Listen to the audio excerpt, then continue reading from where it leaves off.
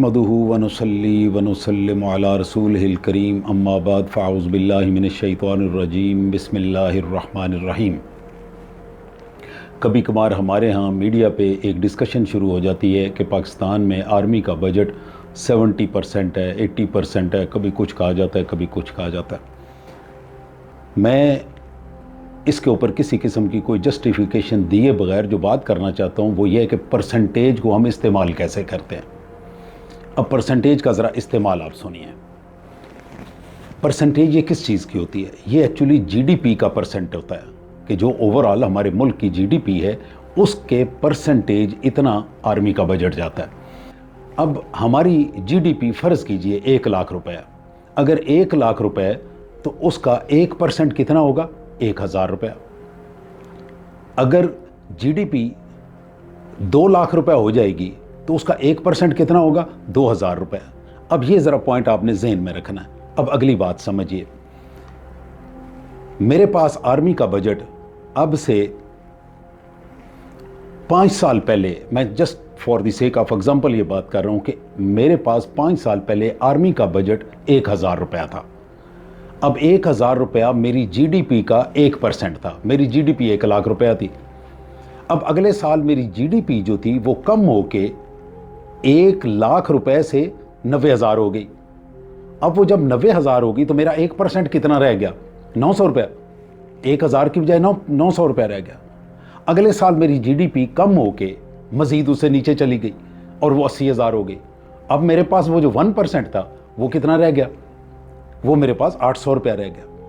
अब ये मैं सिर्फ एक फैक्टर की बात कर रहा हूँ, अभी बहुत सारे फैक्टर हैं। पहले इस फैक्टर को आप समझें, फिर मैं दूसरा फैक्टर इसमें ऐड करता हूँ। अभी जैसे जैसे मेरी जीडीपी कम होती जा रही है उसी तरह से मेरी परसेंटेज भी कम होती जा रही है।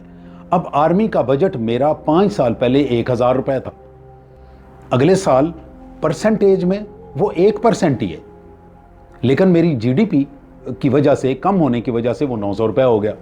अब मेरी रिक्वायरमेंट तो 1000 रुपये है, या हो सकता है इससे भी कुछ ज़्यादा हो, लेकिन अगर मैंने उसको 1000 रुपया मेंटेन करना है तो मुझे उसको 1.1% करना पड़ेगा, फिर वो मेरी जीडीपी के हिसाब से 1000 रुपये पे पहुंचेगा। उससे अगले साल अगर मैंने उसको, जब 800 रुपये जीडीपी के हिसाब से 1% बन रहा है तो 1000 रखने के लिए मुझे 1.2% करना पड़ेगा। तो ये मेरी परसेंटेज बढ़ती जाएगी। अब असल कहानी ये नहीं है कि मैं 1 से 1.2% पे क्यों पहुंचा, उसकी वजह मुझे मालूम है कि मेरी जीडीपी कम हो रही है। तो जो मेरे लीडर्स हैं उन्हें एक्चुअली जिस चीज़ पे काम करना चाहिए, जिसको कंट्रोल करना चाहिए, उसका नाम जीडीपी है। अब इसको उलट एग्जांपल में लें कि मेरे पास 1 साल आर्मी का बजट 1000 रुपया था, मेरी जो जीडीपी थी वो 1 लाख रुपया थी। अब अगले साल वही जीडीपी 1 लाख से बढ़कर 1.5 लाख हो जाती है। अब बजट मेरा 1% ही रहता है। अब मेरे 1500 रुपये बन गए, 1000 की बजाय मुझे 1500 आ गए। अब कोई भी हमारा लीडर ये नहीं करता कि वो अपनी जीडीपी बढ़ाए, वो हमारे पीछे पड़ा हुआ है कि जी आप इसका बजट कम करें। वो बजट कहाँ से कम करेगा? अभी आपको मैं एक लाइव एग्जांपल बताता हूँ कि जब हिरोशिमा और नागासाकी पे 1946 में एटम बम गिराए गए और जापान ने हथियार डाल दिए, उस वक़्त अमेरिका के साथ उनका एक मुआहदा हुआ कि जापान कभी भी अपना बजट 1% से, दिफाई बजट 1% से ऊपर नहीं करेगा। उन्होंने ये मुआहदा कर दिया। जिस वक्त 1990 में वो पहुंचे तो उनकी जीडीपी उस लेवल पे पहुंच गई थी कि उनका 1% अमेरिका के डिफेंस बजट के बराबर था। अमेरिका को उसकी परेशानी लग गई। उन्होंने फिर नए सिरे से उनके साथ मुआहदा किया, और उस वक्त उन्होंने जो मुआहदा किया वो क्या था कि परसेंटेज निकाल के उसकी जगह पे उन्होंने अमाउंट रख दी कि आप इतने डॉलर से ऊपर अपना बजट नहीं लेके जाएंगे। तो ये जो परसेंटेज का चक्कर है, इसको आपने जीडीपी के साथ मिला के देखना है कि जो मेरा खर्च था वो तो मैंने करना है, वो 1% में हो, वो 2% में हो, 10% में हो। अब आ जाइए एक दूसरे फैक्टर पे। वो फैक्टर ये है कि मेरी करेंसी की वैल्यू क्या है। मेरी करेंसी की वैल्यू ज़रा, मैं just for the sake of example मैं ये कहता हूँ कि डॉलर मेरा 50 रुपए का है। अब डॉलर की कीमत 50 रुपए से, डॉलर की कीमत बढ़ती है, रुपया उसके मुकाबले में गिरता है, वो 50 रुपए की बजाय 100 रुपए का हो जाता है। इसका मतलब है कि इंटरनेशनल लेवल पे मैंने जो भी परचेजेस करनी है, जितने भी कॉन्ट्रैक्ट करने हैं, वो मुझे अब डबल कीमत देनी पड़ेगी अपने रुपए में। तो जब मैं डबल कीमत दूंगा तो मेरी जीडीपी के हिसाब से ओवरऑल वैल्यू उतनी ही है, लेकिन जिस वक्त मैं परसेंटेज में बात करूंगा तो वो 10% अगर पहले था तो अब वो 20% हो जाएगा। तो हम इस परसेंटेज को इस्तेमाल करते हैं सिर्फ और सिर्फ लोगों को चक्कर देने के लिए, एक्चुअली तो उसकी वैल्यू है। और अगर मैं इसको डॉलर से भी आगे जाके वैल्यू की बात करूं तो एक्चुअल जिस चीज़ की वैल्यू है दैट इज़ गोल्ड। वो गोल्ड की कीमत होती है जो दुनिया में वैल्यू के हिसाब से स्टैंडर्ड समझी जाती है। अब हमारे पास तो गोल्ड के एसेट्स ही कोई नहीं है, तो जब गोल्ड के एसेट्स ही नहीं है तो हम उसको कहाँ पे जीडीपी अपनी कंट्रोल करेंगे।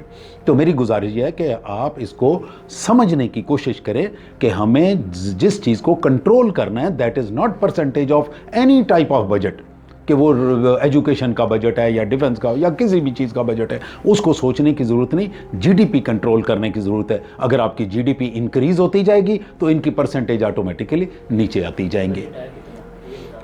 जो बजट हमारा है, पहले तो आप मिनिस्ट्री ऑफ डिफेंस का थोड़ा सा डिटेल समझें। अब डिफेंस का जो डिटेल है वो मैं आपको अर्ज़ करता हूँ। आप हैरान होंगे कि मिनिस्ट्री ऑफ डिफेंस में 3 महकमे हैं। एक वो है जो बराह रास्त आर्मी, नेवी और एयरफोर्स के साथ डील करता है। दूसरा जो इनका महकमा है वो है डिफेंस प्रोडक्शन, जो टैंक बनाता है। AWC है हमारा बहुत बड़ा महकमा, जो कि एयरफोर्स वाले अपना उसमें वेपन्स और वो बनाते हैं, एमुनिशन बनाते हैं। उसके बाद पाकिस्तान ऑर्डिनेंस फैक्ट्रीज़ है, ये सारे के सारा डिफेंस प्रोडक्शन है। कामरा जहाँ पे जहाज़ बनते हैं, ये डिफेंस प्रोडक्शन है। तो डिफेंस प्रोडक्शन। और तीसरा जो महकमा है जिसका अवाम में से बहुत कम लोगों को मालूम है, वो सिविल एविएशन।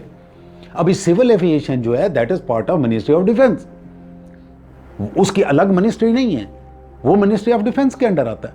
तो ये 3 महकमों का बजट मिला के सारे का सारा डिफेंस बजट, जिसको हम दिफाई बजट कहते हैं, ये बनता है। और ये सारे का सारा इस वक्त जो मतलब एट द गोइंग, इस वक्त इसका जो रेट है वो 20% ऑफ द टोटल बजट है। और 20% कोई कम बजट नहीं है, 20% इज़ अ ह्यूज बजट, ये बहुत बड़ा बजट है। मैं समझता हूं कि इसको भी कम करने की ज़रूरत है, लेकिन इसको कम आपने ये नहीं कि आप इसमें से कट लगा दें। ये लोगों की तनख्वाहें कहाँ से आएंगी, आपका एमुनिशन कहाँ से आएगा, आपका इक्विपमेंट कहाँ से आएगा। इसमें कट नहीं, इसमें जीडीपी बढ़ाने की ज़रूरत है। तो ये हमारा जो बजट है इट इज़ 20%, बाकी 80% मुख्तलिफ चीज़ों पर। यह अब हुकूमत से सवाल करने की बात है कि आप 80% को कहाँ कहाँ यूटिलाइज़ करते हैं। जहाँ वो यूटिलाइज़ करते हैं उन्हें करना चाहिए, और इस 20% को हमें अब मेंटेन रख के जीडीपी बढ़ानी चाहिए। व आखिर दावाना अनिल हम्दुलिल्लाहि रब्बिल आलमीन।